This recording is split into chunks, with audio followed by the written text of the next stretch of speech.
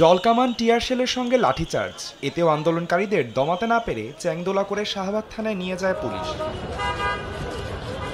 একই নিয়োগ বিজ্ঞপ্তির প্রথম দুই ধাপের সুপারিশপ্রাপ্তরা প্রায় বছরখানেক আগে কর্মস্থলে যোগদান করেন প্রাথমিক বিদ্যালয়ের সহকারী শিক্ষক হিসেবে। তবে ঢাকা ও চট্টগ্রাম বিভাগের তৃতীয় ধাপের এই ৬,৫০০ সুপারিশপ্রাপ্তদের নিয়োগ বাতিল করেন হাইকোর্ট। তবে প্রাথমিক ও গণশিক্ষা, আইন ও জনপ্রশাসন ৩ মন্ত্রণালয়ের সুপারিশের পর এই রায়কে আইন পরিপন্থী বলছেন আন্দোলনকারী নিয়োগ প্রত্যাশীরা। প্রতিবাদে সোমবার সকাল থেকে শাহবাগে অবস্থান নিয়ে সড়ক অবরোধ করেন নিয়োগ বাতিল হওয়া প্রার্থীরা। আজকের মধ্যেই আমাদের নিয়োগপত্র এবং যোগদানের যে আলটিমেটাম ওটা আমরা বলে দিছি, এর মধ্যে আমাদের নিয়োগ দিতে হবে। প্রাথমিক সহকারী শিক্ষক নিয়োগ তৃতীয় ধাপে যোগদানের জন্য আমরা শত শত চাকরি প্রার্থী কিন্তু আজকে চাকরি ছেড়ে দিয়ে এই বেকার মানবতার জীবন করছে। আজকে ৪ মাস আমি চাকরি হারা, আমার বাবা মা অসুস্থ, আমি এখন কিভাবে চলবো, এজন্য আমি কোনো দিক খুঁজে পাচ্ছি না। আমরা সমাজে মুখ দেখাতে পারতেছি না। আন্দোলনকারীদের ছত্রভঙ্গ করতে লাঠিচার্জ, জলকামান ও টিয়ারশেল নিক্ষেপ করে পুলিশ। ন্যায্য অধিকার না পাওয়া পর্যন্ত রাজপথ ছাড়বেন না বলে হুঁশিয়ারি দেন বিক্ষোভকারীরা। প্রাথমিক এবং গণশিক্ষা মন্ত্রণালয়ের যে অতিরিক্ত সচিব মহোদয়,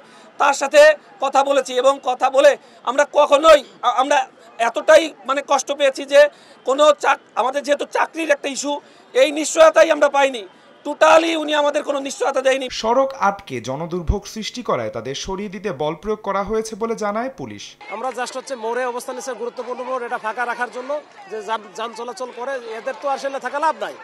আমরা আন্দোলনের জন্য ওদের বলছি তোমরা আন্দোলন করো শান্তিপূর্ণভাবে, পাশে করো। বাদ বাকি আলোচনাটা আমিও করে দিতেছি, যে কোন জায়গায় কথা বলতে হবে আমি পাঠাচ্ছি। কালকে কথা দিয়ে আসলাম, এরপর আমার কথা না শুনে এরা এখানে চলে আসলো। এর আগে শুক্রবার দাবি আদায়ে প্রধান উপদেষ্টার বাসভবন যমুনার সামনে যাওয়ার চেষ্টা করলে সুপারিশপ্রাপ্ত প্রাথমিক সহকারী শিক্ষকদের উপর লাঠিচার্জ করে পুলিশ। আদনান তুর্য, সময় সংবাদ, ঢাকা।